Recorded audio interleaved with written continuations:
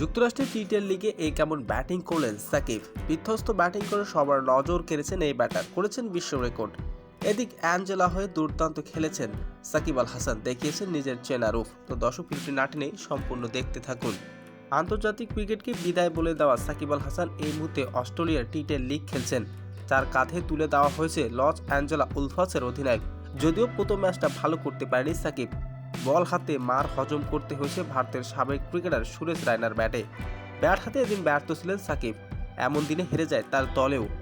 ম্যাচে টসে জিতে নিউ লায়ন্সকে ব্যাটিংয়ে পাঠায় লস অ্যাঞ্জেলার অধিনায়ক সাকিব। ব্যাট করতে নির্ধারিত 10 ওভারে 2 উইকেট হারিয়ে স্কোর বোর্ডে 126 রানের শক্তি পুঁজি দাঁড় করায় লায়ন্স। দলের হয়ে সর্বোচ্চ 28 বলে 53 রানের ইনিংস খেলেছেন রায়না। বল হাতে ব্যর্থ সাকিব, পারেনি ব্যাটেও রানে করতে। 16 বলে 13 রান করে আউট হয়ে যান তিনি, যার খেসারতে দিতে হয়েছে তার দলকে। 19 রানে হার হয়েছে লস অ্যাঞ্জেলার। সাকিবের দলের ইনিংস থেমেছে 7 উইকেটে 107 রানে।